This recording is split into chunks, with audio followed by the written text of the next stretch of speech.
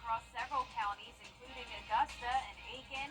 This lasts until 12:30 in the morning. A lot more rain to come. Details on that coming up. Now at 10, feeding the hungry in memory of Alex Newton. How a food pantry is helping people in the area. Plus, a disturbing discovery in a Grovetown trash can. What we know so far, as Mornings at 10 starts now. Live from Television Park, this is WJBF News Channel 6 at 10 on BTV. Good evening, everyone. I'm Jenny Montgomery. I'm Brad Means. We do thank you for joining us. Coverage you can count on begins with a local nonprofit working to feed the hungry. And they're doing it in memory of their son. Isabella Moody explains.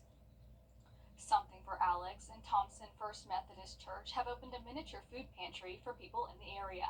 A perfect way for something for Alex to partner with our church, to be able to share kindness with others through canned items that can help fill the gaps in their pantries and help feed their families. A year after her son was killed, Newton received a letter from one of Alex's friends who told her how Alex had given him the shirt off his back when they were on a trip together because Alex knew he needed it.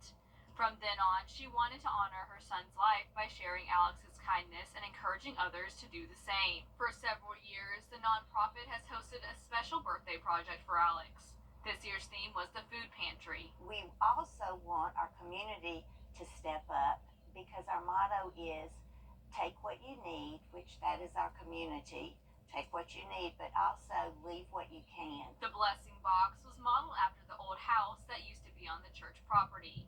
Inspired by another church on the other side of town, the Newtons wanted to offer a similar pantry to people in their area. Our call as Christians is to love God and to love our neighbors as ourselves. And Jesus said that that's the greatest commandment, and one of the ways that we can love our neighbors is to be there for them in every circumstance of life. We have more information on Something for Alex and the community project supported by the group on WJBF.com. In Thompson, Isabella Moody, WJBF News Channel 6. We now know the name of a child who drowned in Richmond County yesterday. 2-year-old Kenzo Burt was found unresponsive in a swimming pool on Westfield Drive. Burt taken to the hospital and pronounced dead there. There is going to be an autopsy. Another death investigation is underway in Augusta. A man was found dead in a homeless camp off Davis Road. Coroner Mark Bowen says the victim had been dead for at least several days. A name has not been released. Grovetown, Georgia now, where a woman told police that she was a victim of human trafficking. Officers arresting 36-year-old Joe Lewis Hills Jr. They say Tuesday afternoon a woman showed up at the Grovetown Police Department claiming she was being held against her will. She reported she'd been picked up in Macon and then brought to Savannah and was now staying in a Grovetown home off Grove Landing Way. Law enforcement believes this case could be connected to a larger human trafficking organization. New information in the investigation into a dead fetus found in a trash can at the Walmart off I-20 in Grovetown. Hannah Latier has more now on the unfortunate situation. The family was fully cooperative and told them everything that inspired, and the hospital contacted us. Deputies and other first responders arrived to confiscate the fetus at around 6 p.m. Based off conversations with the family, investigator Clark believes this miscarriage caught them off guard. It's not something that people deal with very frequently, and I think they just kind of panicked. He says the fetus was not old enough to survive outside of the womb. It was only going to be around 24 weeks, and this one does not appear to be anywhere near that age, just way earlier. There are not many regulations in Georgia regarding how to dispose of a non-viable fetus, so now law enforcement is investigating to see if there was any criminal intent. It's something we have to look into different code sections about, look and see what we can find, if there's anything. I spoke with one woman who was there when the fetus was found. There were tarps being placed over the trash can, and I immediately wanted to try to document and find out what was going on. Regardless of whatever your situation is, you can always bring a baby or a deceased fetus to the hospital or give it a proper burial. Other witnesses agreed that it should have been handled differently. I'm a mother of three, and I do know what it's like to see blood like that because I hemorrhaged with my daughter, and I know it's awful and it's gruesome, and I feel like when they seen that they should have went and got medical personnel. The sheriff's office is working with the GBI to do an autopsy on the fetus. If you find yourself in a similar situation, contact your doctor or call 911 before disposing of the fetus. New tonight, crews working to fix a sinkhole just off Walton Way. It's at the end, checking out a brand new grocery store in Aiken. What most bringing to the area after the break. And the current drought monitor still showing very dry conditions across the CSRA, but with all the rain we're getting tonight, this drought monitor will definitely show some improvement tomorrow. I'll have the full forecast after the break.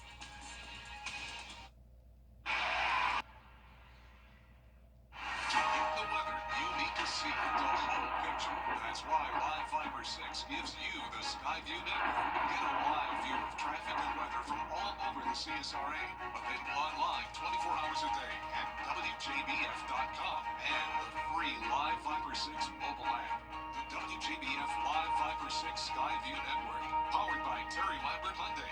Low prices, big selection, and committed to quality customer service.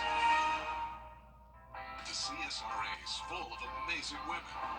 Women who inspire. Women who innovate. Women who lead.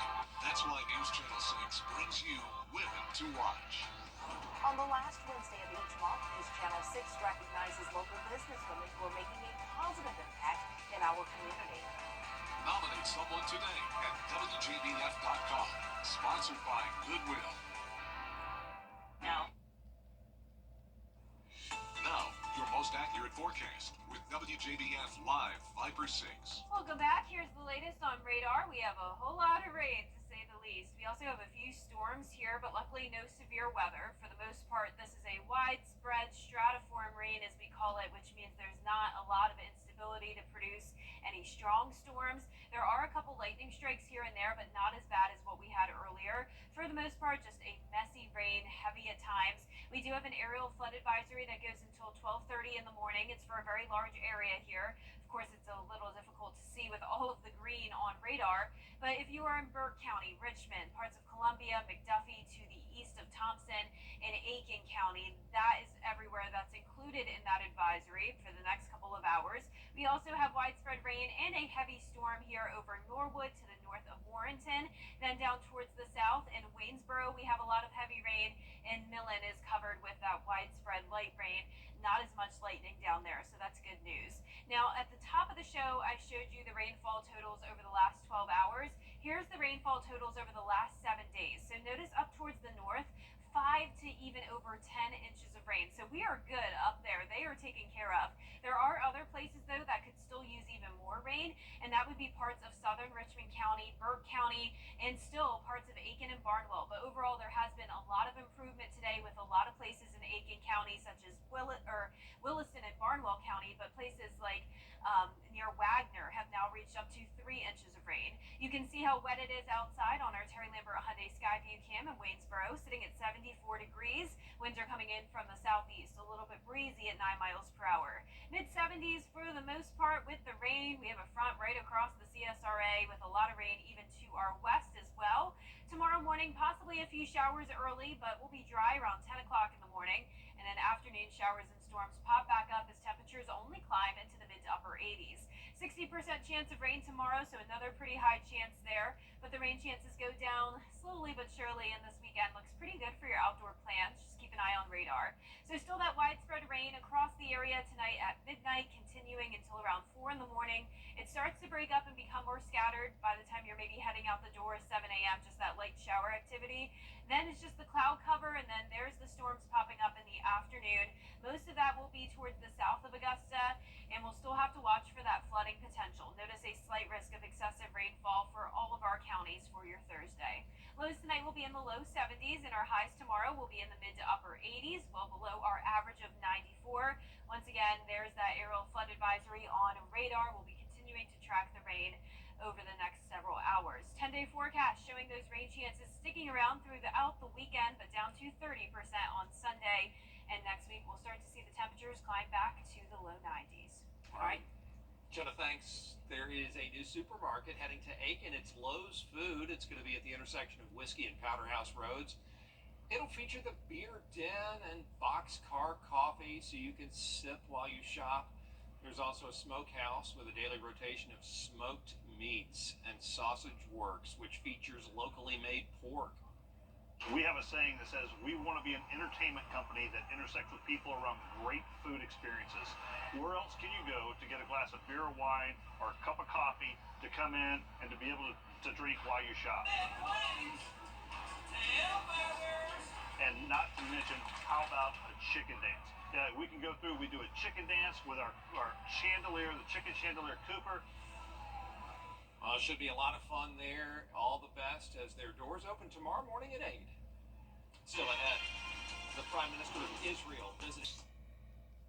Get the latest from News Channel 6 delivered right to your inbox with the latest headlines from South Carolina, Georgia, and the entire CSRA. Sign up for newsletters today at WJBF.com. Sponsored by Alpha Insurance.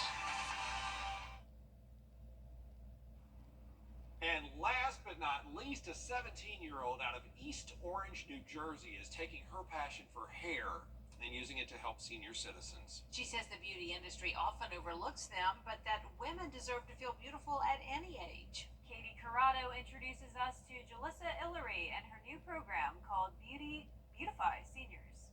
I started doing hair 2019. It was self-taught. I'm self-taught. Doing hair is a passion for 17-year-old Jalissa Illery. But unlike most teens her age, she wants to share her talents with an unlikely age group. And I feel like nobody really targets the senior age group, so I was like, that's what I want to do. She's the creator of Beautify Seniors, a new program coming to the East Orange Senior Center that will teach women how to make and style their own wigs. I'm gonna feel beautiful. I'm so glad she's taking the time to be what help us out. The seniors are eager to learn something new and feel good about themselves in the process. We were so excited to hear about this, and we can't wait. You know, we're aging, and we see a line here, a line there. So, you know, we want to feel good at all times. It is our hope that our seniors will improve their hand skills, their motor skills, the hand-to-eye coordination, that they will enjoy the beautification of it all. The project is powered by the East Orange Mayor's Office for Employment and Training, which works to help young entrepreneurs like Jalissa. We probably have at this point maybe over 150 youth who have started their own businesses since working with the entrepreneurship program.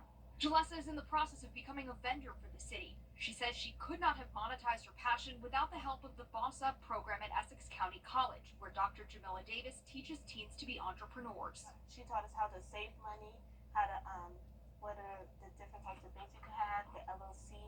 She taught us everything that we needed to hold a business for. When you give kids a trade that teaches them how to make money now, they can do it and become successful. Reporting in East Orange, New Jersey. A wonderful program. Yeah, very nice.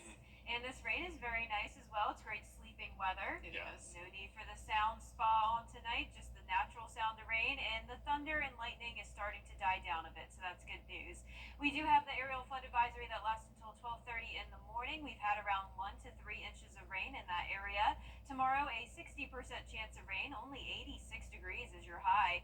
Then as we go into the weekend, we'll see those mid to upper 80s, lower chances of rain by Saturday at 40%, 30% for Sunday.